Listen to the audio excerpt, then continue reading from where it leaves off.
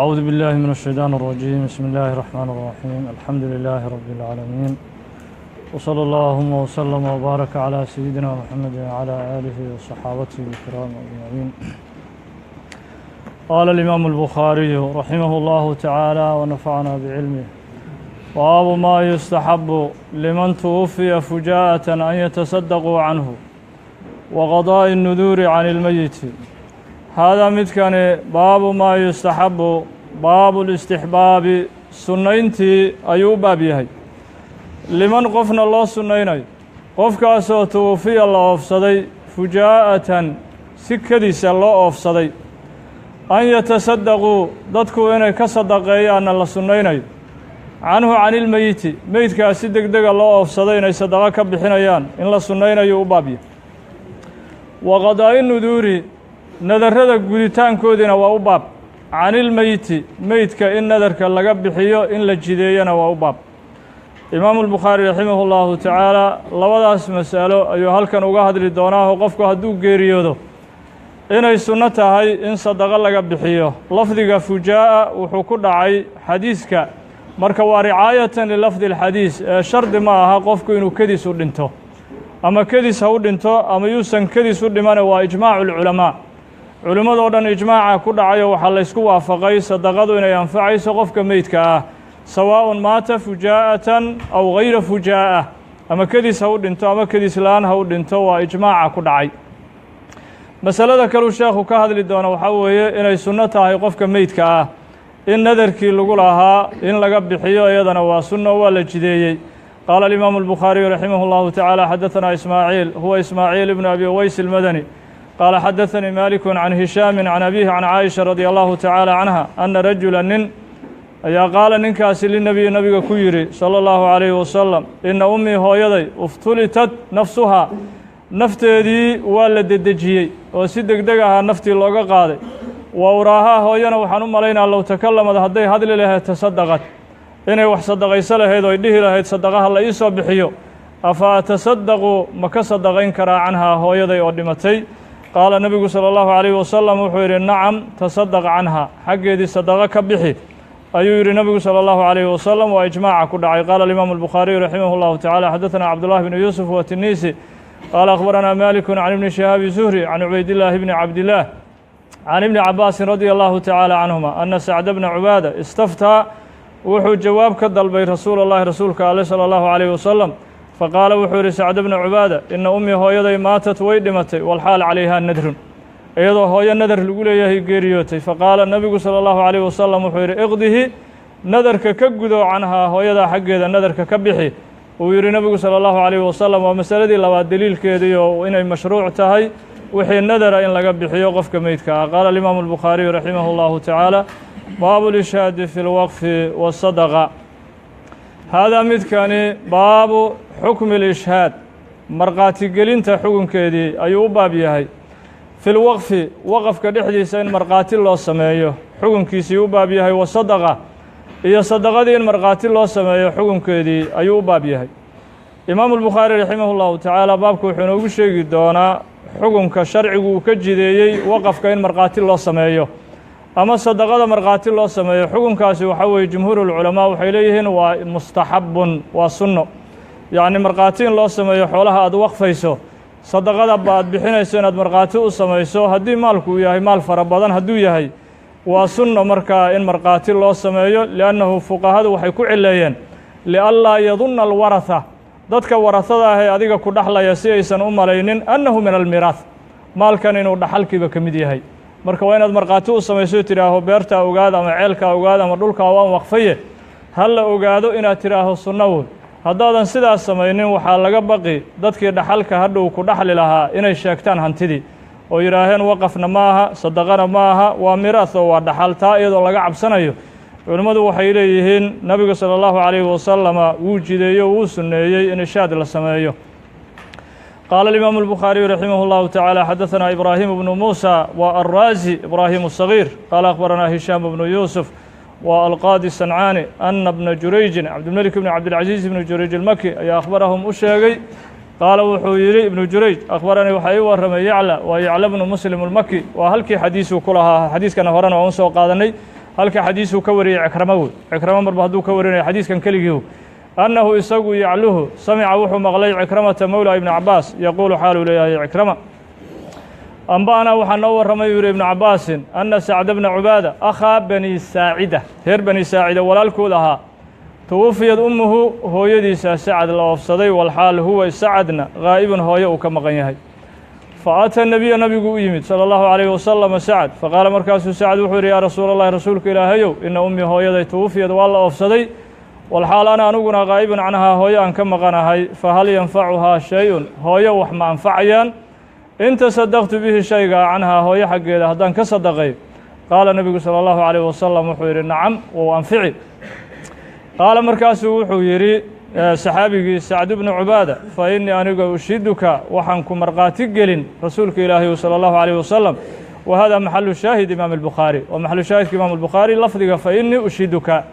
وحنكم مرقاتي قلن رسولك إلهي صلى الله عليه وسلم أن حائدي أي بستاني أي اللولج أن حائدي بيرتيدي المخرافة مقعد مخرافة اللي راه صدقة بيرتاسين صدقتها هيو عليها بمعنى عنها هو حق إذا إن صدقة كتاهي أيامكم مرقاتي قلين لفظي قاسونا الشيخ ولجددي سي محل شاهدكو ولفظي فإني أشيدكو إنه السنيي النبي صلى الله عليه وسلم وقفك إيا صدقة إن مرقاتي الله سميه قال الإمام البخاري رحمه الله تعالى باب قوله تعالى هذا متكن باب قوله عز وجل إلهي قولك سي معنيه سو باب يهي باب معنى قوله عز وجل قولك إلهي ولجدد معناها لقلي يهي أيو باب يهي إلهي ويري وآتوا سيا اليتامى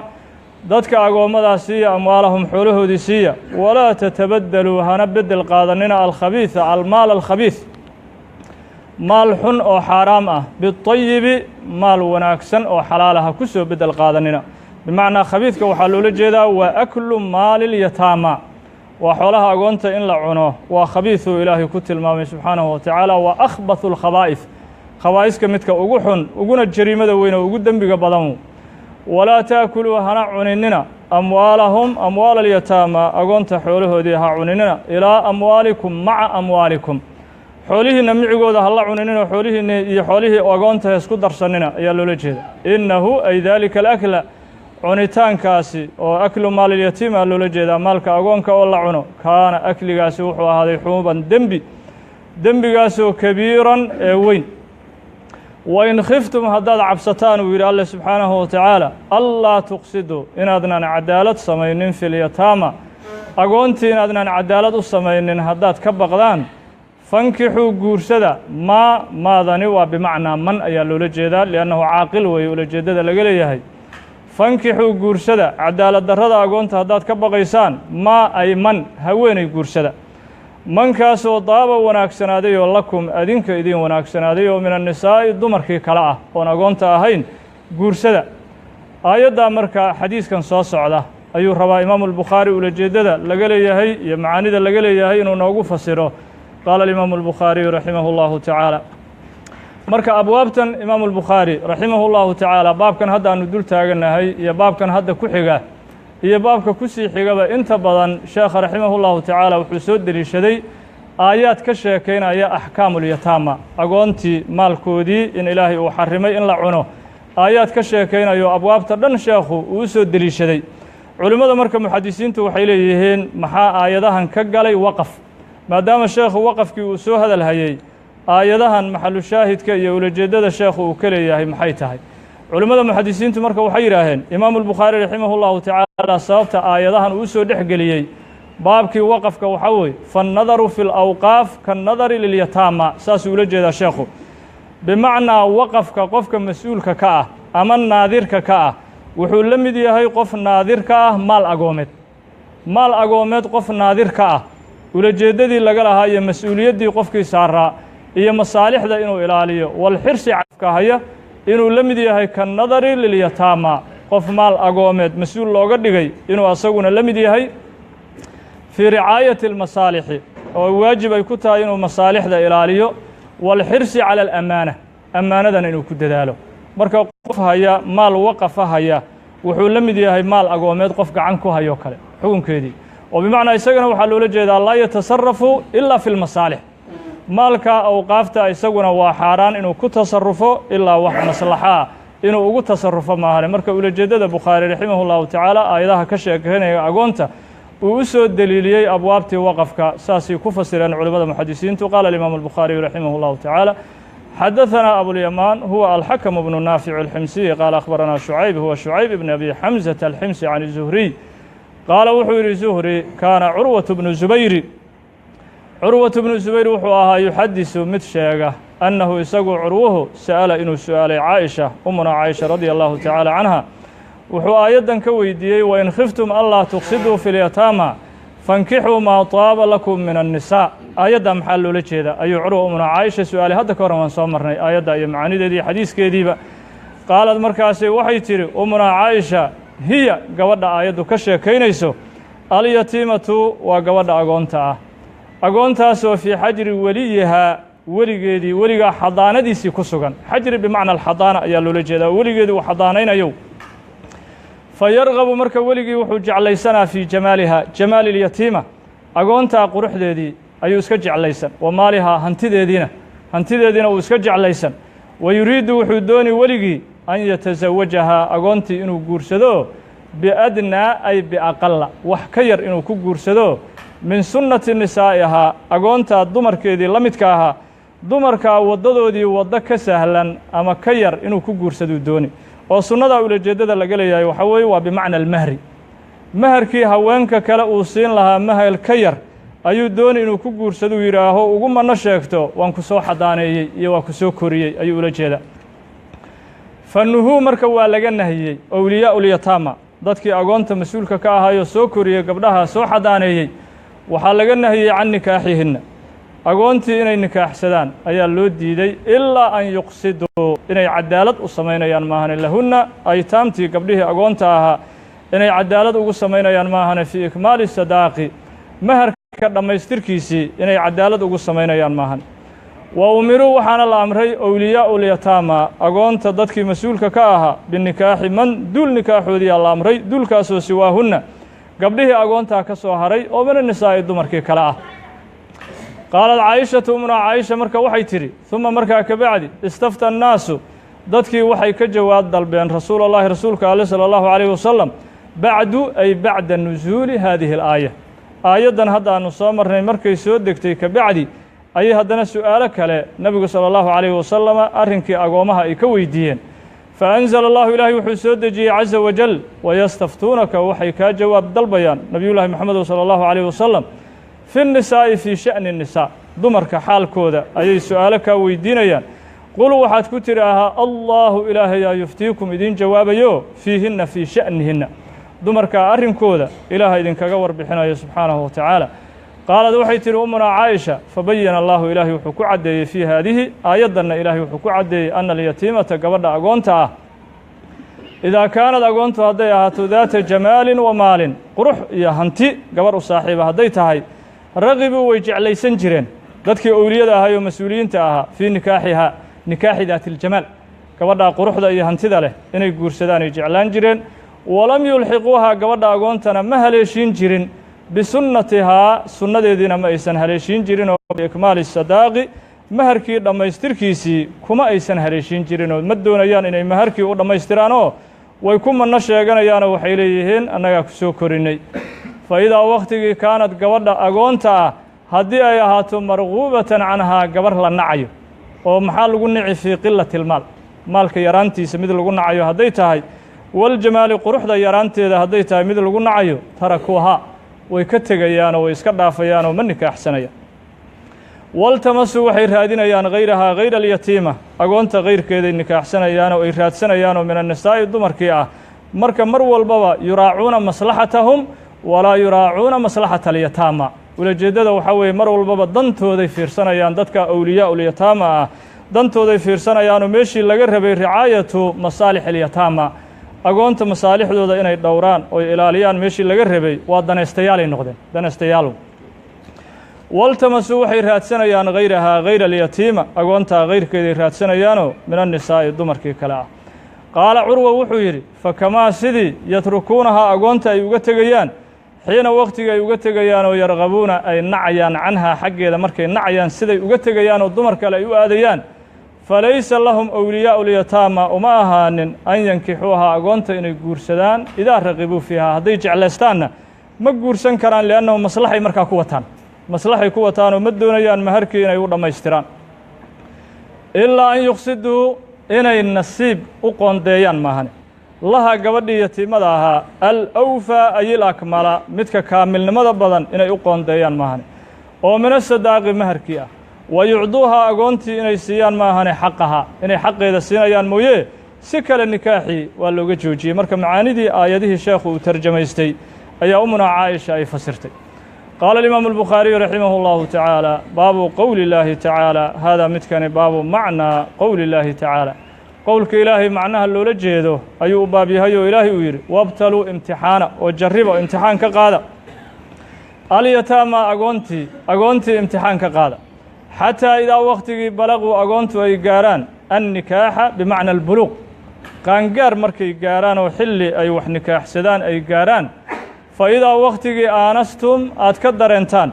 minhum agoontii rushdan ay salaaxa addiini walmaal ayaa loola jeeda yacni diintada hadday ku hagaagsan yihiin ay ku toosan yihiin tasarufka maalkana ay hagaajinayaan oo rushdiga aad ka dareentaan fadfacuu u dhiiba ilayhim agoontii amwaalahum xoolahoodii siiya xoolihii aad u hayseen oo gacanta aad ugu hayseen ilaa xilligan waa lagu ammaani karaanoo waxaa laga helay salaaxu ddiini walmaal walaa ta'kuluuhaa xoolahana ha cuninina xoogaha agoonta ha ka cuninina waa khidaabkaasna waa khidaabun muwajahun lilowliyaa awliyaa ulyataama ayaa lagula khidaabi walaa ta'kuluuhaa xoolaha agoonta haddaad awliyaa ulyataama tihiin ha cuninina israafan ay musrifiina xaalaatiin adinkoo ku xadgudbay wa bidaaran ay mubaadiriina xaalaatiin kuwa degdegayo an yakbaruu inay weynaadaan aad ka degdegaysaan oo waxaad leedihiin intaysan idinla doodin oysan qaan gaarin sii cuna ha dhihininow oo sii boobsiiya ha dhihininow waman shaksigaasoo kaana ahaaday khaniyan qof hodana ahaaday oo xoolihii agoonkaba aan u baahnayn falyastacfif ilaahay wuxuu yidhi ha dhowrsado bimacnaa can akli amwaali اlyataama xoolaha agoonta cunitaankoodii ha iska jiro ha ka dhowrsado waman shaksigaasoo kaana ahaaday faqiiran qof sabool ahaadana falya'kul ha cuno bilmacruufi bilwajhi اlmacruuf wej macruuf oo wanaaggiisa la yaqaano ha ku cuno falya'kul bilmacruufi imaamu shaafici raximah اllahu tacaala macruufkaa wuxuu ku fasiray bimacnaa ya'khudu aqala alamrayni min alujrati waannafaqati imaamu shaafici bilmacruuf wuxuu ku fasiray wuxuu yidhi ya'khudu qofka weliyulyatiimka ahi wuxuu qaadan aqala alamrayn labada arrimood midka yaruu qaadan oo min alujrati waannafaqa markii la yidhaaho qofkan agoonka maalkiisa ha la xanaaneeyo qofka ajiirka lacalla agoonku qof hadduu ijaaran lahaa muxuu qaadan lahaa tusaale ahaan ajiirkaasi maalintii agoonka hadduu ugu shaqayn lahaa $10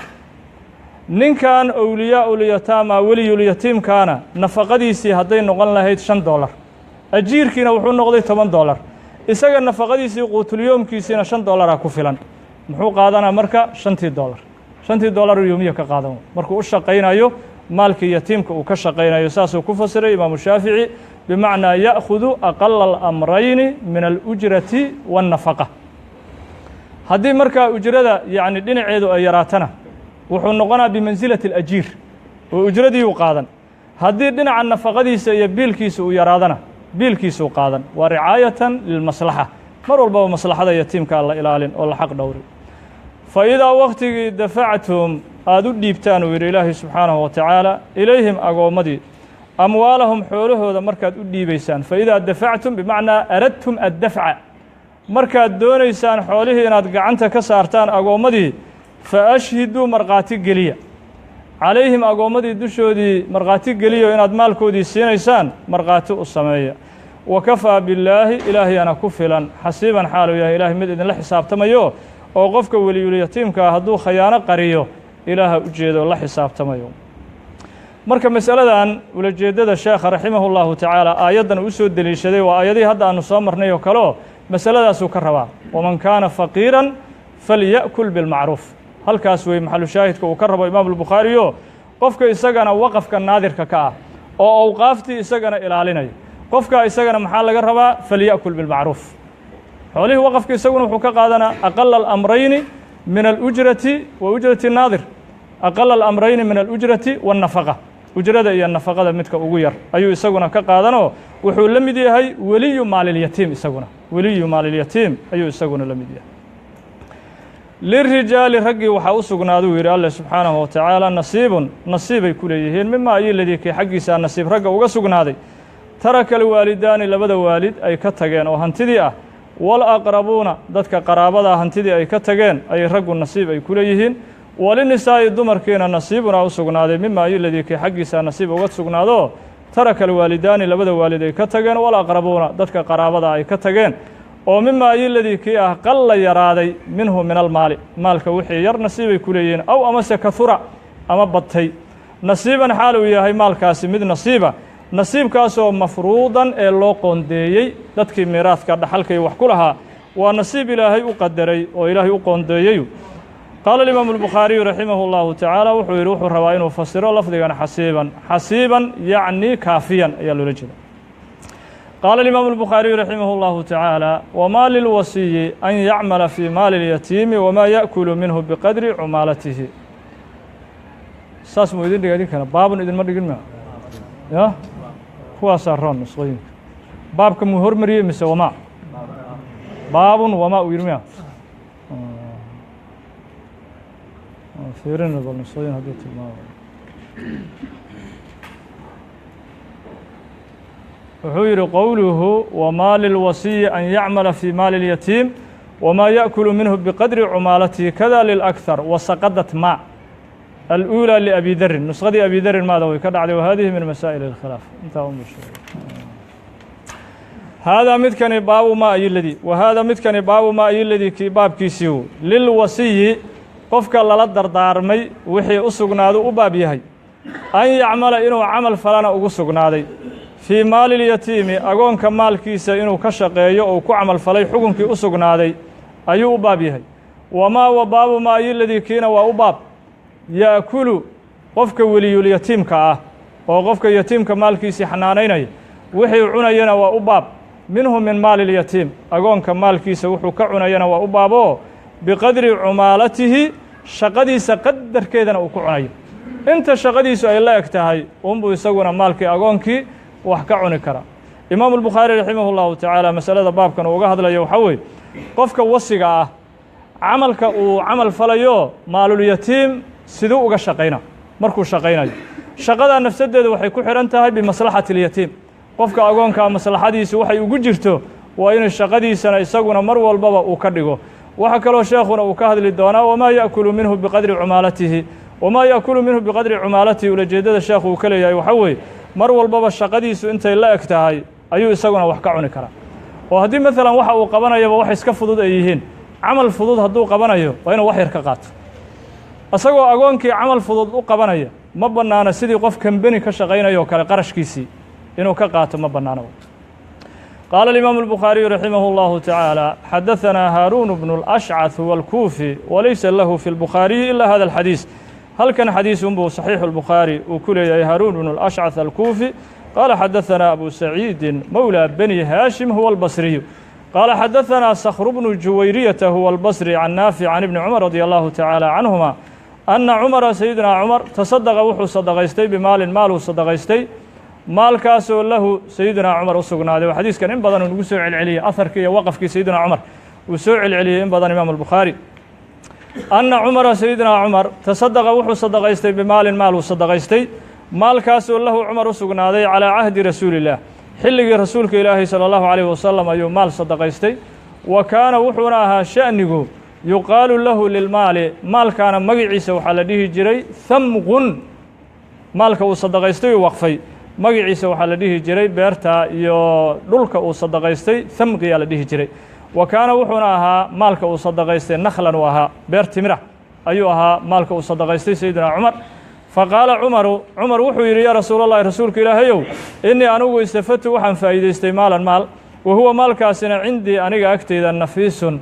maal wanaagsan uu ku yahay fa aradtu waxaan doonay an atasadaqa inaan sadaqaysto bihi bilmaali nafiis maalkan nafiiska ah ee wanaagsan oo aan jecelahay waxay tusinaya quwatu iimaani saxaabati rasuuli llahi sala allahu alayh wasalam saxaabada rasuulka iimaankoodu inuu xoog badnaa lianna waxaa weeye hantida midkay ugu jecel yihiin ayay doonayaan inay sadaqaystaan maalba maalka ay ka sii jecel yihiin ayay jeclaayeen inay liwajhi illaahi ay geystaan faqaala nabiyu nabigu marka wuxuu yidhi salى اllahu عalayه wasalam tasadaq biaslihi maalkan asalkiisa sadaqayso wixii miraha uun ha laga cuno laakiin asalkiisa waqaf uu ula jeedaa nabigu salى اllahu عalيه wasalam laa yubaacu lama gadi karo maalka walaa yuuhabu lamana hibayn karo walaa yuurahu mana la kala dhexli karo walaakin yunfaqu waxaa la nafaqaysanaa hamaruhu hamaru lmaal maalkaa mirihiisa uun ayaa la nafaqaysan oo la cunayo ula jeedaa nabigu salى اllahu عalيه wasalam fatasadaqa bihi bilmaali maalkii waxaa sadaqaystay cumaru sayidina cumara sadaqaystay fasadaqatuhu sayd cumar sadaqadiisii oo tilka taas ah fii sabiili اllahi aad fii sabiili اllahi almuraadu bihim alguzaat wاlmujaahiduuna fii sabiili اllah waa dadka mujaahidiinta ku sadaqaystay sayidina cumar wa fi riqaabina waa yeelay sadaqadii fii faki riqaab waa addoommadii la kitaabeeyey qarashka lagu xiray qarashkaa in beerta looga qaadayo walmasaakiinina wuu yeelay wadayfi martidiina wuu yeelay wabni sabiilna wuu yeelay walidilqurbaa qaraabada ruux kasta u saaxiibana wuu u yeelay wuxuu kaluu sayidina cumar yidhi walaa junaaxa dembi ma aha nin calaa man shaksigaasoo weliyahu maalka maamula qofkii maalkan maamulaya an yaأkula inuu ka cuno minhu min almaali bilmacruufi waa maxalu shaahidka imaam albukhaari macruufuu ku cuni aw amase yuukila ama uu cunsiiyo qofka maamulaha ee maalka ka shaqaynaya sadiiqahu saaxiibkiisii uu cunsiiyo hayra mutamawilin mid maalaysanaya hayrkiis xaal uu yahay bihi bilmaali maalka asagoon hanti ka dhiganaynin oo akoonkiisa aan ku shubanaynin wixii cunto ah waa ka cuni karaa huu yidhi sayidina cumar qaala alimaamu albukhaariyu raximah اllahu tacala xadaثana cubayd bnu ismaaciil huwa alkuufi qaala xadaثana abu usama wa xamaad bnu usaamata alkuufi can hishaamin can abihi can caaisha radi allahu tacaala canha waman kaana haniyan waman shaksigaasoo kaana ahaaday haniyan qof hodana ahaaday falyastacfif ha ka dhowrsado maalkii agoonta inuu cuno waman shaksigaasoo kaana ahaaday faqiiran qof sabool ahaadana falya'kul ha cuno bilmacruufi bilwejhi ha ku cuno wejkaasoo almacruufi ee wanaaggiisa la yaqaan qaalad waxay tihi umuna caaisha markay aayaddan fasiraysay unsilad aayaddan waxaa lagu soo dejiyey tihi fii waali lyatiimi qofka agoonka ah qofka tawallinaya oo maamulaya qofkaasaa lagu soo dejiyey an yusiibaa lagu soo dejiyey fii an yusiiba aan ka bedelaynaa fii waali lyatiim an yusiibaa lagu soo dejiyey fii an yusiiba inuu wax ka asiibi karo min maalihi maalilyatiim agoonka maalkiisa inuu wax ka cuni karo laakiin waxaa shardi ay tidhi idaa kaana muxtaajan hadduu yahay qof muxtaaj oo dhibaataysan wey biqadri maalihi agoonka maalkiisa qadarkiisuna wax ugu cuni bilmacruufi bilwejhi اlmacruufi wej macruufa ayuuna ku cunayay tiri umna caaisha marka biqadri maalihi ulajeedada laga leeyahay waxaa weye haddii agoonku hadduu iska hanti yar yahay qof hanti yar wixii loogu shaqayn lahaa waa inuu ugu shaqeeyo agoonku haddii hantidiisu ay badan tahana dee qofkaa hantida badan wixii loogu shaqay lahaa ayuu mar walbaba ka qaadan waana sidii aan soo marnayo wa aqala min nafaqatihi iyo walujra nafaqadiisi iyo ujradii mar walbaba midka yaraata ayuu ka qaadan qaala alimaamu albukhaariyu raximah اllahu tacaala baabu qowli llaahi tacaala haadaa midkani baabu macnaa qowli llaahi tacaala qowlka ilaahay macnaha loola jeedo ayuu u baab yahay ilaahay uu yidhi ina aladiina kuwii ya'kuluuna cunaya amwaala alyataama agoonta xoolahooda kuwa cunaya dulmanna u cunaya inamaa in kale maahana ya'kuluuna waxay cunayaan fii buduunihim caloolahooda naaray caloolaha ka buuxsanayaan waseyaslowna waxayna geli doonaan saciira naarta saciiro la yidhaaho ayaa lagu ciqaabi u yidhi ilaahay subxaanahu wa tacaala aayadahan waa sidii aanu soo marno waqafaa laga sheekayna maxaa aayadahan loo keenay sababta loo keenay waxaa weeye qofka waqafka tawallinaya wuxuu la mid yahay maalulyatiim qof gacanta ku hayoo kale waa ulajeedada bukhaarigu qaala alimaamu albukhaariyu raximah اllahu tacala xadaثana cabdilcaziiz bni cabdillaahi almadani alfaqiihu اlmadani qaala xadaثanii sulaymaan bnu bilaal huwa almadani can thawr bni zaydin اlmadani can abi اlgayثi waa saalim mowlى abi muطiicin alqurashi can abi hurayrata radi allahu tacaala canhu can الnabiyi salى اllahu slm wbaaraka calayh qaala wuxuu rasuulka alleh ijtanibuu isaga fogaada asabca toddobada ka fogaada toddobadaasoo almuubiqaati ee halaaga qaalu waxay yidhaaheen yaa rasuul allahi rasuulka ilaahayow wamaa hunna oo maxay yihiin toddobada qofka halaagay qaala wuxuu yihi nabigu salى allahu alayh wasalam ashirku billaah wey ilaahay wax lala wadaajiyo wasixru sixirkii wey waqatlu nafsi nafta diliddeedii wey allatii naftaasoo xarama allaahu ilaahay dilkeedii uu xarimay ilaa bilxaqi in lagu dilayo maahani wa aklu ribaa ribada cunitaankeedii wey wa aklu maalilyatiim oo maxalu shaahidka halkaas wey wa aklu maali اlyatiim maxaa la mid noqon kara sidaasoo kale uu bukhaari ula jeedaa aklu maali اlwaqfi bilbaatil maalkii waqafka oo baatil qofka uu ku cuno waxay la mid tahay kaman akala maal اlyatiim qofkii maal agoon cunay ayay la mid tahay oo ulajeedada sheekhu uu ka leeyahay watawallii jeesasho in la cararo oo la sii jeesto cadowga gaalada laga sii jeesto laga cararo yowma الzaxfi gurguuradka maalintiisii maalinta gaalada lagu sii gurguuranayo ciidanku iska hor yimaado in markaa garabkii muslimiinta la cidleeyo oo la banneeyo fursad la siiyo markaa ay gaaladu ku jebiyaan dadkii muslimiinta ay ku jebiyaan in la siiyo wa qadfu lmuxsanaati gabdhihii muxsanaadka ahaa oo dhowrsanaa qadfidoodii wey muxsanaadkaasoo almu'minaati ee mu'minaadka ahaa kuwaasoo alkhaafilaati iskaba moogayaalka ahaa can ilfaxshaa zine iyo waxay tahaba maba ogaba markaasuu qadfayaa wuxuu ku tilmaamay inay zaaniye tahay ayuu ku tilmaamay qaala alimaamu albukhaariyu raximahu اllahu tacaala baabun hada midkani baabun baabu wayas'aluunaka waxay ku weydiinayaan nabiy llaahi moxamed salى اllahu عalيh wasalam can اlyataama can xukmi اlyataama dadka agoonta ah xukunkooday wax kaa weydiinayaan waa ayadihii faraha badnaayo agoonta ku soo arooray ulajeeddada uu ka leeyahay waxa weeye qofku inuu la mid yahay naadiru اlwaqfi waa ka naadiri maali اlyataama wayas'aluunaka waxay ku weydiinayaan nabiy llaahi moxamed salى اllahu عalيh wasalam can اlyataama can xukmi اlyataama agoonta xukunkooday ku weydiinayaan qul waxaad tidhaahaa nabiy llahi moxamed salى اllahu عalيh wasalam islaaxun hagaajin lahum agoontii in maalkooda iyo hantidooda loo hagaajiyo ayaa khayrun khayr ah wa in tukhaaliduuhum haddaad wax ku darsataan oo maalkiinnii iyo maalkii agoonta tijaaro aad ku wada darsataan oo shirko aad noqotaan fa ikhwaanukum fa hum ayagu agoontii ikhwaanukum walaalihim oo markaa ilaahay wuxuu banneeyey mukhaalada bilwejhi saxiix laakiin bishardi ulajeeddada mukhaaladada aad ka leedahay waa in wej saxiixa aad ugu darsanayso aysan kaa ahayn uun ricaayatu maslaxatii un maslaxaddeydaan meesha ka fiirsan aysan ahaynoo waa inay mukhaaladada ugu jirto maslaxatulyatiim agoonka maslaxa waa inay ugu jirto wa in tukhaaliduuhum haddaad wax ku darsataan fa hum ayagu agoontii ikhwaanukum walaalihiinni wallaahu ilaahayna yaclamu wuxuu og yahay almufsida qofka maalka agoonka fasaadinaya min almuslixi qofka hagaajinaya ilaahay waa ka og yahay subxaanahu wa tacaala waa hadal weyn waayo qofka mukhaaladadii ku danaysanaya mukhaaladadii qofka ku danaysanaya iyo sharikaan gelin maalkii agoonkaan shariko gelin qofka maslaxadiisii ula jeeday inuu ku danaysto wallaahu yaclamu almufsida min almuslix walow shaaa allahu ilaahay hadduu dooni lahaa lacnatakum ilaahay waa idin dhibi lahaa oo ilaahay xugum ad adag oo dhib idinku ah ayuu ilaahay jidayn lahaa ina allaha ilaahay casiizun alla qaaliba weeye xakiimun xikmad badan bukhaarigu marka wuxuu rabaa inuu fasiro lafdigan qariibka ah ee lacnatakum wuxuu yihi qaala alimaamu albukhaariyu raximah اllahu tacaala qowluhu laacnatakum ay laaxrajakum ilaahay waa idin dhibi lahaa wadayaqa ay dayaqa calaykum ilaahay ciriiri ayuu idin gelin lahaa hadduu doonayo laakiin ilaahay wuxuu soo dejiyey shareeca samxa shareeco fudud ayaa ilaahay idin soo dejiyey subxaanahu wa tacaala wacanat wuxuu kaluu rabaa haddana sheekhu inuu fasiro wacanat ilwujuuhu lilxayi اlqayuum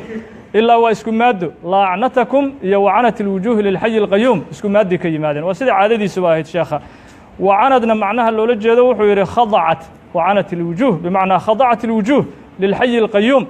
allaha xayiga ah ee qayuumka ahi maalinta qiyaamaha wejiyadu u hogteen wey oy u dullaysan yihiin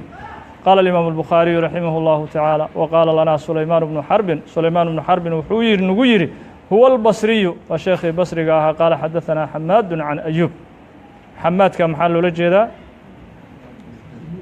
ya xamaad binu zayd saas kutubta shuraaxda inta badan uma aysan banbixin waxaa u banbaxay kitaabkan irshaadu saari wuu sheegay laakiin sheekh kale isagu ku sheego wuxuu yidhi irshaadu saarigu waxaa loola jeedaa abu usaama ibnu usaama uu xamaadka ku fasiray waa abu usaamihii inta badan ba imaamu albukhaari kunyadiisa uu sheegi jiray laakiin muraadku kaas ma aha oo midka hadda aad sheegaysaan kaas weeyo hadda imtixaanan idinka qaadaye imtixaankii hadda waad ku baasteen xamaad leannu irshaadu saari isagu wuxuu sheegi in loola jeedo abu usaama ibnu usaama saasuu sheegi qawaacidka waxaan ku soo barannay bukhaariga dhexdiisa haddii lagu idlaaqo xamaad ulajeeddada laga leeyahay inuu yahay xamaad ibnu zayd isagaana ka qaadaba ayubu sakhtiyaani wain tara alxamaada fi lbukhaari fabnu lizaydin laa fi lictibaari marka nuskhadaas waa laga sixi nuskhada irshaadu saari waa laga sixiyo waxaa lagu sixi in loola jeedo xamaad ibnu zaydin albasriyu waa xamaad ibnu zaydin ibnu dirhamin albasriyu qaala xadaثana xamaadu can ayub waa sakhtiyaani can naafic mowla cabdillahi bni cumar qaala wuxuu yihi naafic maa radda ibnu cumar cabdullahi bni cumar ma uusan radin calىa axadin axadna kuma uusan radin weligii wasiyatahu axadka dardaarankiisii weligii kuma uusan radin cabdullahi bni cumar yacni ulajeeddada laga leeyahay aharkan cabdullahi bni cumar weligii haddii agoon lagala dardaarmo oo la yidhaaho agoontaa haddii aan dhinto noo sii ilaali maalkoodana noo xafid cabdullahi bni cumarow weligii ma uusan radinoo waa aqbali jiray wuxuu markaa deliishan jiray cabdullaahi bnu cumar ana wakaafilu lyatiimi ka haatayni fi ljanna xadiiskaasuu deliishan jiray ana wakaafilu lyatiim ka haatayni fi ljanna inuu yidhi nabigu salى allahu alayh wasalam aniga iyo qofka agoonka kafaalo qaada sidaasaan jannada isukula rafiiqaynaa uu yidhi nabigu salى allahu alayh wasalam xadiiskaasuu marka deliishan jiro cabdullahi bnu cumar weligiiba ma uusan radin jirin haddii agoon xanaane la yidhaaho ama maalkooda xanaane qaala alimaamu albukhaariyu raximah اllahu tacaala wa kaana wuxuu ahaa ibnu siriin oo maxamed ibnu siriin isaguna wuxuu ahaa axaba alashyaai axaba mu idin dhig kordhig axaba ya idin gudi miya nusqadaasna way gudda soo maa axaba kordhigaasaan ku wadaynaa axaba wa kaana ibnu siriin axaba alashyaai ilayhi في maal اليتيم أn yجتamica ya adin kordhiga sooma kordhigan ku wadaynaa kordhiga wa kaana bnu siriin moxamed ibnu siriin wuxuu ahaan jiray axaba alashyaai ashyaada midka loogu jacayl badan yahay ilayhi moxamed ibnu siriin xaggiisa ashyaada waxa loogu jacaylka badnaa wuxuu ahaa fii maali اlyatiimi agoonka maalkiisana loogu jacayl badnaa an yجtamica uu ahaa waxa loogu jacayl badnaa inay kulmaan ilayhi ibnu siriin maya ilayhi waxaan u celinaynaa yatiimka ilayhi ila alyatiim yatiimka xaggiisa inay u soo kulmaan nusaxaa'uhu nusaxaa'u lyatiim yatiimka dadkii u naseexayn lahaa inay meel isugu yimaadaan wa awliyaa'uhu awliyaa'u lyatiim agoonka dadkii tawallin lahaa inay kulmaan oo fayanduruu dadka awliyadu ay fiiriyaan alladii shaksigii ay fiiriyaan huwa shaksigu waa khayrun u khayr badan lahu lilyatiim saasuu jeclaan jira ha laga tashadu dhihi jira ha laga tashado ma sahlanee maal agoon in la tawalinaye qofka noogu khayrka badan aan u dhiibno qofka noogu khayrka badan oo noogu cibaadada badan oo noogu suhdiga badan oo noogu ammaanada badan kaas ha loo dhiibo saasuu jeclaan jiray moxamed ibnu siriin qaala alimaamu albukhaariyu raximah اllahu tacaala wa kaana daawuus ibnu kaysaan faqiihu lyamana loola jeeda wuxuu ahaan jiray isagana idaa su'ila haddii la weydiiyo can shayin shay haddii la weydiiyo shaygaasoo min amri اlyataama agoommada arrinkoodii ka mida qara'a wuxuu aqriyi jiray wallaahu yaclamu اlmufsida min almuslix aayaddaas u aqrin jiray qaala alimaamu albukhaariyu raximah اllahu tacaala wa qaala caطaa wuxuu yidhi isaguna fii yataama sagiiri ay ilwadiici sagiirkan hadda muraadka loola jeedo bimacna alwadiic waa kii liitay ayaa loola jeeda ee sagiiru sini loolama jeedo walkabiirina ulajeedada laga leeyahay waa bimacna shariif kii sharafta la ee kabiiru sini isagana loolama jeedo wa qaala caطaa'un caطaa isaguna wuxuu yidhi fii yataama sagiiri qofkii wadiica ahaayoo liitay agoommadii uu ka tegey wuxuu ku yidhi walkabiiri ay shariifi qofkii shariifka ahaa agoommadii uu ka tegey wuxuu asaguna ku yidhi caطaa yunfiqu اlweliyu weligu waa biilaha waa nafaqayn waa weliyulyatiima loola jeedaa weliyulyatiim ayaa loola jeedaa yunfiqu اlweliyu weliyulyatiim agoonka weligiisi waa biiliyo waa nafaqayn calىa kulli insaanin qof kastoo bini aadama wuu nafaqaynahoo biqadrihi ay qadri اlinsaan insaan walba qadarkiisu ku nafaqayn min xisatihi xisati اlinsaan qofka insaanka nasiibka uu ka leeyahay oo min almiiraath ayuu ula jeedaa dhaxalkii intii uga soo aadi lahayd ayuu qof walba biilkeedii u siin saasuu jawaabay caطaa oo masaladan ulajeedada cadaa uu jawaabay waxaa weeye wuxuu yidhi waa la kala fiirina agoonkan ma waxaa ka tegey qof shariifa miyaa ka dhintay oo hantiila ah hanti badan qof lahaa miyaa ka dhintay mise waxaa ka dhintay qof hantidiisu yarayd oo wadiic ahaa miyaa ka dhintay aa la fiirinuu yidhi marka mar walbaba waxaa lagu nafaqaynaa qofkaasi noloshiisa agoonka noloshuu ku noolaa ayaa lagu nafaqayn dee agoonkan haddii aabbihiisii raashin badan uu siin jiray oo wax badan lagu nafaqayn jiray oo agoonku noloshaa rafaahiyada uu ku soo koray haddaad adigu markaad gacanta u qabato aad ku yaryarayso marka agoonkii waxbuu tuhmi taasuu diidan yahay marka cadaa wuxuu leeyahay qofka noloshiisii agoonka waa in lagu hayo noloshii markii hore aabbihi intuu noolaa uu ku wadi jiray waa in lagu hayo haddii qofkan agoonka ah uu ahaa qof nolol rafaahiyaa markii horeba aan ku soo korin oo nolol saboola hadduu ku soo korona saboolnimada wixii lagu biili lahaad ku biili mar walbaba maslaxaddiisii hore ayaad ilaalina ula jeedaa qaala alimaamu albukhaariyu raximah اllahu tacaala baabu istikhdaami اlyatiimi fi الsafari wاlxadari ida kaana salaaxan lahu wa nadari اlummi aw zawjiha lilyatiimi haadaa midkani baabu xukmi istikhdaami اlyatiimi agoonka adeegsigiisii xukunkiisii ayuu u baab yahay fi safari safarka lagu adeegsan karo walxadari xadarkana lagu adeegsan karo idaa kaana hadduu yahay istikhdaamku adeegsigu salaaxan hadduu wanaag u yahay lahu lilyatiim agoonka hadduu wanaag u yahay wa nadari اlummi wa baabu nadari اlummi hooyada mas-uuliyaddeediina waa u baab nadarka waxaa loola jeedaa mas-uuliyad hadda waa qofkii naadirka ahay oo kale weligii oo kale w wa nadari lummi hooyada mas-uuliyaddeediina waa u baab aw zawjiha ama hooyada ninkeedii ninkaa mas-uuliyaddiisiina waa u baaboo lilyatiimi agoonka ay mas-uul ka noqonayaan waa u baab masalada uu rabo sheekhu raximah اllahu tacaala meeshan inuuga hadlo waxaa weye laba mas'alo ayuu rabaa sheekhu halkan inuuga hadlo waa mas'alaةu istikhdaami اlyatiim fi الsafari wاlxadari ma bannaan tahay agoonka in la adeegsado agoonkii in la adeegsado qofkii gacanta ku hayey inuu yidhaaho waxaa ii soo qabo hadday gabar tahay inuu yidhaaho raashinka noo soo kari inuu yidhaaho hadduu yidhaho biyaha ceelka nooga keen inuu yidhaaho axkaamtaasi ma bannaan tahay masaladaasuu rabaa sheekhu meeshan inuuga hadlo axkaamtaas culimmadu labay u kala qaadeen mas'alaةu istikhdaam اlyatiim labay u kala qaadeenoo waxay yidhaaheen haddii istikhdaamkan agoonkan aad adeegsanaysid haddii khidmada asaga maslaxu ay ugu jirto waa la adeegsan karaa see maslaxa ugu jirtaa maslaxa sidee adeega yatiimka sidee maslaxa ugu jirtaa waxay maslaxa ugu jirtaa isagii maalan agoonkii waa gabar oo kale gabadhii marka waxaad ula jeeda waxaad rabtaa si berri hadday guursato gurigeeda ay u maamulato ayaad waxaad ugu diri hawshana waxaad leedahay canjeelada noo soo deg ulajeeddada aad ka leedahana inaad ku nasato ma ahan inaad ku nasato ma ahane berri haddii iyaduba guri ay yeelato inay maamulka fahamto iyo sida gurigeeda ay uga shaqaysanayso haddii marka niyadda aad ku adeegsanayso way bannaanta niyadda haddaad ku adeegsanayso way bannaanta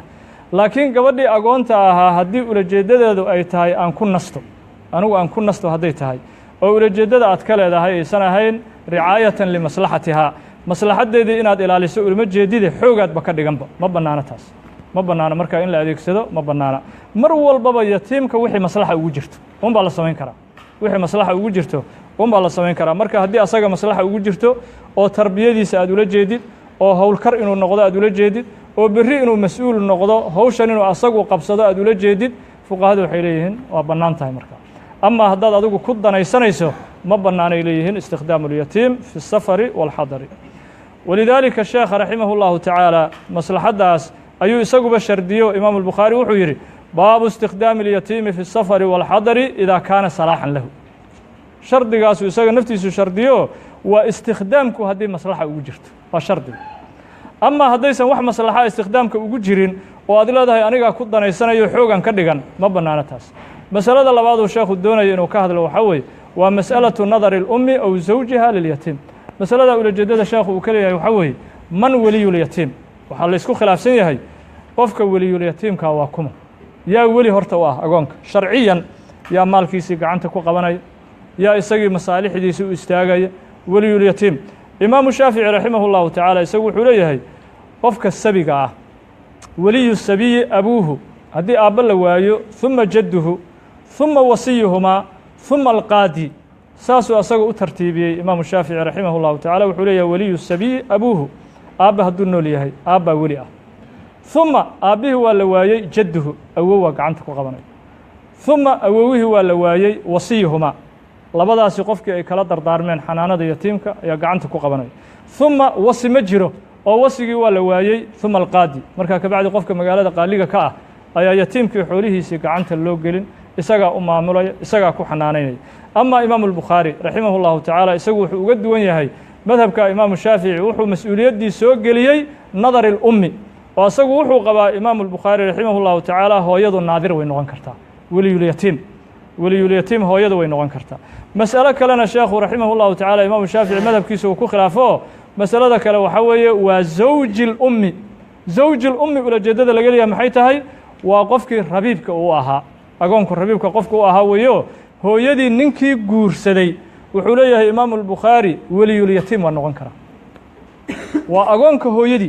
agoonka hooyadii ninkii guursaday weliyulyatiim waa noqon karaa xadiiska anas uuna usoo deliishaday xadiiska anas ayuu usoo deliishaday ama imaamu shaafici raximah اllahu tacala horta zawjka isagu maba qababa laakiin mas'alada nadari اlummi laba qowluu ku leeyahay imaamu shaafici walidaalika matniga manhaajku wuxuu leeyahay wateli اlummu fi اlasaxi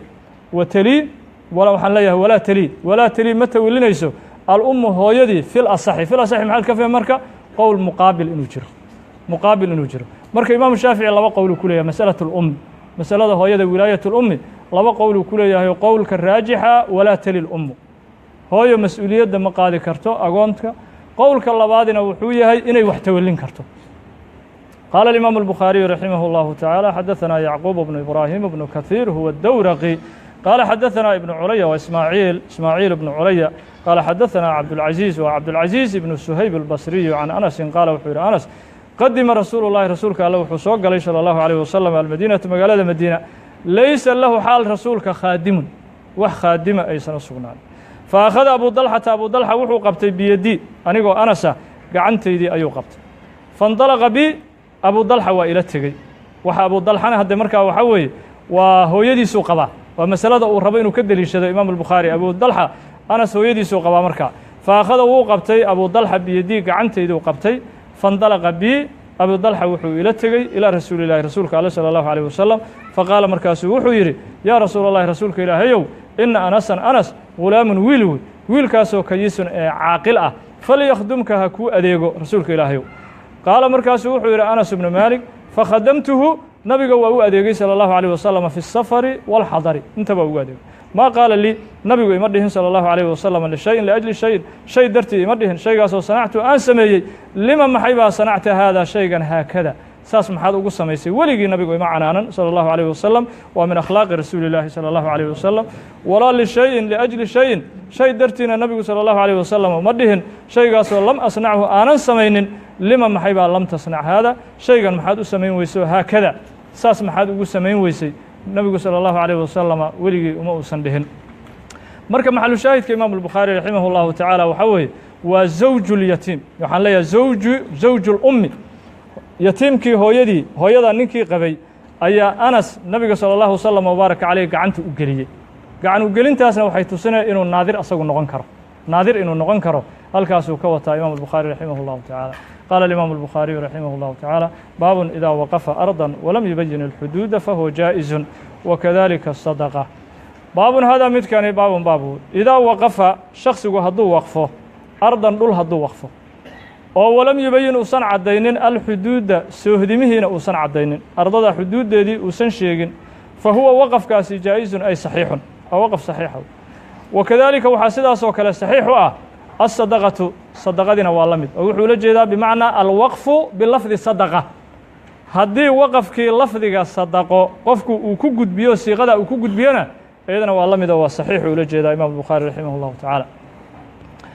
إمام البخاري رحمه الله تعالى هل كان وحورها مسألة ودون إنه وجهد لو حوي ما بنانتها هاي قفك دول إنه وقفه أسقون سهدمها يحدود يمشي كيالله مدنا عن عدينين ومثلا قفك وحوليه هاي dhulkaygii hebel ahaa anigu waan waqfay oo fuqaradan ku waqfay oo masaakiintan ku waqfay war haddii dhulka xuduudiisii cabirkiisu intuu leeyahay iyo inta mitir uu yahay ma uusan cadaynin meeshuu ku yaalana ma uusan cadaynin taasi way bannaan tahay idaa kaana mashhuuran laakiin waxaa shardiya dhulkaasi hadduu mashhuur yahay idaa kaana mashhuuran bixayثu laa taltabisu bigayriha haddii ardadaasu uu waqfayo ardo kale aysan markaa ku dheehgelaynin hadday tahay way bannaan tahay وانا جمهورته بساسي قبانه إمام الشافعي وكمدي هاي رحمه الله تعالى وحيليهن قفك دول ووقف كرا أسقون وحبة حدود دولك وصن كلا شيء لكن بالشرط إذا كانت مشهورة بحيث لا تلتبس بغيرها لكن وحا شرط إليهن هذه مشهور تهاي أو دولك دتك أنت بدن يقانانه دولك يقاسان وقفه هدو قفك يراهو ودولك اللي يقيني هدو قف البوسكلي هاي وصحيح وقف كاس وكذلك سداس وكلا وحال لمدو الإمام البخاري رحمه الله تعالى الصدقة صدقة أيضا واللمدو بمعنى الصدقة وحول جدا والوقف بلفظ الصدقة وقفك أيوقفك واقفك وحكو وقفي صيغة الصدقة لفظ الصدقة وأديك سدو مثلا وحول الداري صدقة لله على الفقراء صدقة لله على الفقراء والمساكين وأيضا اللفظ والوجود بنكرا وقفك صيغة الصدقة قال الإمام البخاري رحمه الله تعالى حدثنا عبد الله بن مسلمة والقعنبي عن مالك عن إسحاق بن عبد الله بن أبي طلحة أنه إسحاق سمع وحو مغلي أنس بن مالك يقول حال لي أنس كان أبو طلحة وحوها أكثر الأنصار أنصار متك وقبضا وها بالمدينة في المدينة مقالة المدينة وقبضا مالا من مال حق مالك وقبضا ومن نخل تمرات كياه وكان وحوها أحب مالكي سمتك لو قد جعيل بدنيا وحوها أبو طلحة إليه حقي لو قد جعيل بدنيا أبو طلحة بيروحا بيرتا بيروحو ugu jecla mustaqbilat almasjid masaajidka mid ka soo horjeedo qaabishan xaalay tahay beertu وكان nabiguna wuxuu ahaa sallallahu alayhi wasallam yadkhuluha beerta nabigu sallallahu alayhi wasallam mid gal u ahaa wayashrabu ka'aba min ma biyu ka'abi jiray biyahaasoo fiiha beerta dhexdeeda ahaaday biyahaasoo dayibin ee wanaagsan qaala anasun anas wuxuu yidhi falamaa nasalat markay soo degtay lan tanaalu lbira wanaag ma gaaraysaan xataa tunfiquu ilaa aad ka bixisaan mimaa shay xaggiisa shaygaasoo tuxibuuna aad jeceshihiin qaama abu dalxa istaagay faqaala markaasuu wuxuu yidhi abu dalxa yaa rasuula allahi rasuulka ilaahiyow in allaha ilaahay yaquulu wuxuu leeyahay lan tanaalu lbira xataa tunfiquu mima tuxibuun wa ina axaba amwaali xoolahaygana midka looga jacayl badan yahay ilaya xaggayga looga jacayl badan yahana bayruxaa'o beerta la yidhaaho wa inahaa beertaasina sadaqow lilaahi liajli illaah wa alwaqfu bilafdi sadaqa waqafkiioo lafdi sadaqa lagu sheegay wa inahaa beertaasina sadaqo weeyo lilaahi liajli illaah ilaahay dartiisay beertu sadaqa u tahay arjuu waxaan rajaynaa birahaa samafalkeedaan rajayn wadukrahaa kaydkeedana waa rajayn cinda allahi ilaahay agtiisaan ka rajayn fadachaa beertaas dhig rasuulka ilaahay xayثu meeshii araaka allahu ilaahay uu ku tuso faqaala markaasuu nabigu salى اllahu عalيه wasalam wuxuu yidhi bakh waa wanaag daalika kaasi maalun maal maalkaasoo raabixun ee ribxay aw amase raayixun ku tegey wejkii loogu tala galay daahibun fi lwajhi اlmacruuf wejkii macruufka ahaa maal ku tegey shaka waxaa shakiyuu yidhi imaamu الbukhaari ibnu maslama shakiyo cabdullahi ibnu maslama shaykhiisii sheekhayga xadiis ku shakiyuu yidhi waqad xaqiiqa samictu waxaan maqlay maa hadalan maqlay yuu yidhi nabigu salى اllahu عalيه wasalam qulta abu dalxow aa tiri wa innii aniguna araa waxaan ra'yeynaa an tajcalahaa beerta inaad yeesho fi laqrabiina dadka qaraabada dhexdooda inaad yeesho qaala abu dalxa wuxuu yidhi afcalu daalika sha'nigaas waan samaynaa ya rasuula allahi rasuulka ilaahayow faqasamaha beertii waxaa qaybiyey abu dalxa fii aqaaribihi wa bani cammihi ayuu ku qaybiyey maxalu shaahidka imaamu albukhaari raximah اllahu tacaala meeshan uu ka deliishanaya waxaa weeye wa ina axaba amwaali ilaya bayruxaa xuduuddeedana ma sheegin iyo meesha ay ku taallo meeshay ku taallo ma sheegin xuduuddeeda ma sheegin nabiguna waa aqbalay salى اllahu عalيه wasalam liannaha kaanat macruufa cinda annaas waa la wada yaqiinay qaala alimaamu albukhaariyu raximah اllahu tacaala wa qaala ismaaciil wuxuu yidhi huwa ismaaciil ibn abi uways almadani iyo wa cabdullahi bnu yuusuf watinisi iyo wa yaxya bnu yaxya huwa naysaabuuri can malikin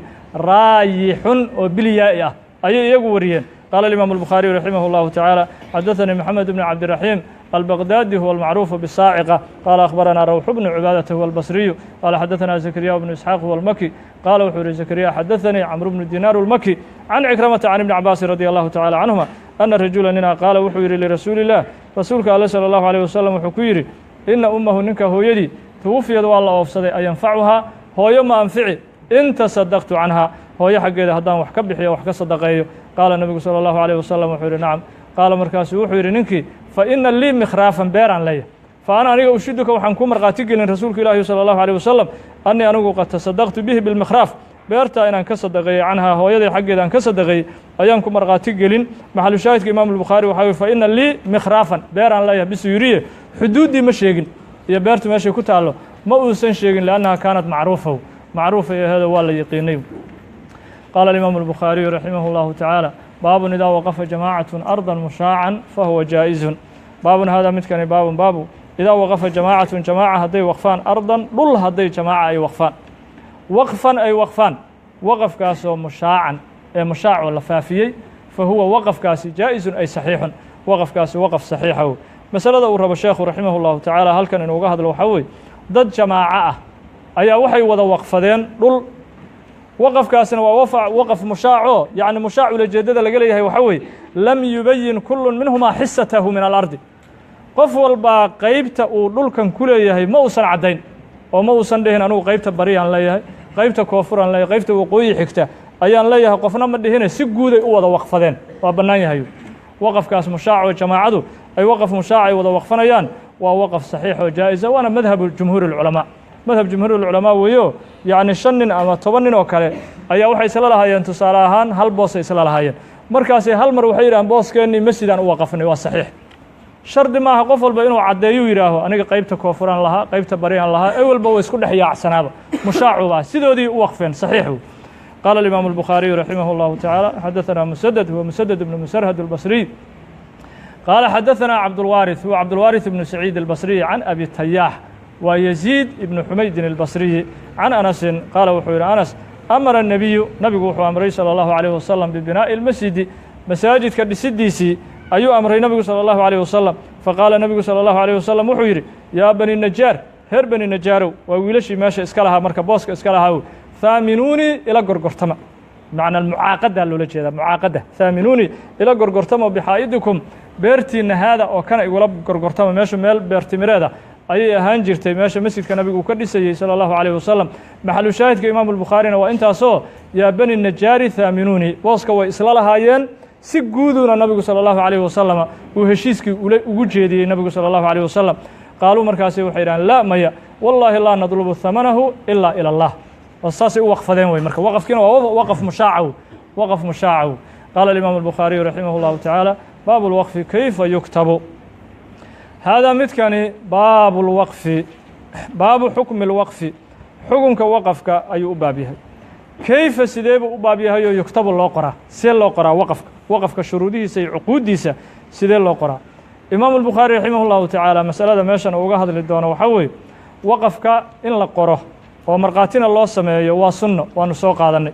laakiin qaabka loo qorayay shuruuduhu waxa ay yihiin waa inay noqoto an takuuna shuruudu waalkitaabatu muwaafiqatan lisharci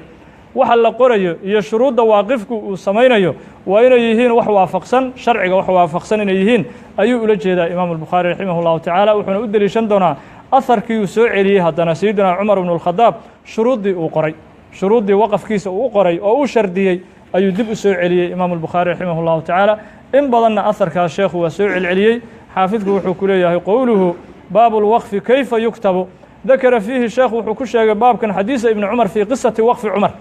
qisadii waqafkii cumar waqad tarjama lahu sheekhuna waa u tarjameeyey aharkan fii aakhiri shuruud wuxuu ugu tarjamayey haddana ashuruudu fi lwaqfi wa tarjama lahu bacda dalik wuxuu u tarjameeyey alwaqfu cala alganiyi waalfaqiir waa noo soo soctaa iyadana wa bacda baabayni laba baal ka bacdi haddana nafsu hada alahar uu ku soo celiyo wuxuu yidhi nafaqatu qayimi lwaqfi wa min qablu biabwaabin hadda ka horna wuxuu u tarjameeyey maa lilwasiyi an yacmala fii maali اlyatiim hada kani jamiicu اlmawaadic alatii awradahu fiiha mawsuulan waa mawaadicda sheekhu uu ku soo arooriyey aharka cumar bnu اlkhadaab dawalahu fii bacdiha mawaadicda qaarkeed waa dheereeyey aharka sheekhu waاkhtasarahu fii bacdiha qaarna waa soo gaabiyey wasadalla minhu biaطraafin qaybo badanna waa ka deliishaday tacliiqan isagoo mucallaqa fii mawaadica minha fi lmusaaraca ayaan ku soo marnay isagoo yani oo aan dhammaystirnayn aharkoo mukhtasara wa fii baabi hal yantaficu alwaaqifu biwaqfihi isagoon dhammaystirnayn waan ku soo qaadannay wa fii baabi idaa waqafa shay-an qabla an yadfacahu ilaa gayrihi iyadana waanu ku soo qaadannay qaala alimaamu albukhaariyu raximah allahu tacaala xadaثna مسدد ومسدد بن مسرهد البصري قال حدثنا يزيد بن زريع هو البصري قال حدثنا ابن عون هو عبد الله بن عون البصري عن نافع عن ابن عمر رضي الله تعالى عنهما قال wuxuu yidhi ابن عمر أصاaب عمر بخaybر أرضا dhulu ka helay khaybaruu dhul ka helay فأتى النبي نبigu u yimid صلى الله وسلم وبارك عليه فقاala markaasu wuxuu yidhi سيدنا cمر أصبtu waxaan helay rasuulka ilaahay oo ardan dhulaan helay ardadaasoo lam usib maalan maal aanan helin qadu weligay maalkaasoo anfasa ka wanaag badan minhu maalkan xaggiisa ka wanaag badan fakayfa sidee baa ta'murunii aadi amri bihi bihada almaali maalkan maxaan ku sameeyaa qaala nabigu salى اllahu عalيه wasalam wuxuu yidhi in shita haddaad doonayso xabasta bimacnaa waqafta waxaad waqfi aslahaa ardadan asalkeeda waad waqfi watasadaqta bihaa ardadana waad sadaqaysane fatasadaqa cumar waa sadaqaystay dhulkiiyo bimacnaa waa waqfayo wuxuu ku sadaqaystay annahu bishardi annahu laa yubaacu waa baabu lwaqfi kayfa yuktabu saas wey shuruudda la qorayo bishardi annahu laa yubaacu asluhaa asalka ardada inaan la gadi karin walaa yuuhabu aan la hibayn karin walaa yuurahu aan la kala dhaxli karin fi lfuqaraa iyuu ku sadaqaystay fatasadaqan ku tacalujinayna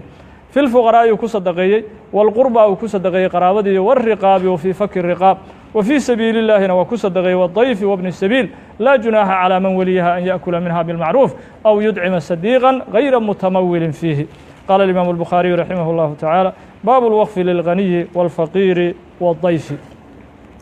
haadaa midkani baabu jawaazi اlwaqfi waqafka bannaanaashadiisii ayuu u baab yahay lilganiyi cala alganiyi ganigii in wax lagu waqfi karo ayuu u baab yahay waalfaqiiri faqiirkii in lagu waqfi karana waa u baab wadayfi qofkii martida ahaa martidii in wax lagu waqfi karana waa u baab masalada uu doonayo imaamu albukhaari raximah اllahu tacaala halkan inuuga hadlo waxaa weeye in waqafka uusan shardi ahayn masrifkiisa meesha waqafka loo iilayo oo masrifkiisu bimacnaa alwaqfu laa ya'khudu xukma zakaat waqafku ma qaadanayo xukumkii zakado zakada waxaanu ku soo qaadannay masrifka loo iilayo bishardi an yakuuna faqiiran aw miskiinan masaariftii sideedda ahayd oo loo iili jiray haniga kuma bannaanayn qof haniya zakada in loo iilo oo la siiyo ma bannaanaan jirin bikhilaafi alwaqfi laakiin waqafka khilaafsanoo waqafka jumhuur الculamaa oo imaamu shaafici raximah اllahu tacaala uu ka mid yahay waxay leeyihiin way bannaanta qofka qaniga wax waa lagu waqfi karaa qofka isagoon xataa u baahnayn oo qani iska ah waa lagu waqfi karaa ay leeyihiin madhab اljumhuur oo uu ka mid yahay imaamu shaafici faqiirkiina hadda waa min baabi owlaa iyo qofkii dayfka ahay oo martida ahaa qaala imaamu الbukhaariyu raximah اllahu tacaala xadaثna abu caasimin huwa ضaxaaku bnu makhlad albasriyi marna biwaasidu uga qaada marna biduuni waasida qaala xadaثna ibnu cawnin huwa cabdullahi bnu cawnin albasriyi can naafic can ibni cumar ana cumara wajada maalan u helay bikhaybara fii khaybar uu ka helay faata nabiya nabigu u tegey salى اllahu wslm wbaaraka calayh faأkhbarahu nabigu u sheegay salى اllahu عalيه wasalam qaala rasuulku salى اllahu عalيه wasalam wuxuu yidhi in shiئta haddaad doonayso tasadaqta bihaa ardada waa sadaqaysane fatasadaqa bihaa ardadii cumar waa sadaqaystay fi lfuqaraa'i wاlmasaakiini wadilqurbaadaas wey maxalu shaahidka marka qaraabadii maxaa ka mid a lam yuqayad biاlxaajati wاlfaqiir qaraabadii laguma qeydin inay yihiin dawilxaaja inay fuqara yihiinna laguma qeydin waa la idlaaqay maxaa soo gelaya marka hanigoodii xataa qofkii qaraabada hanigoodii xataa meeshuu ku jira wadilqurbaa iyo wadayfina uu ku sadaqeeyey qaala imaamu الbukhaariy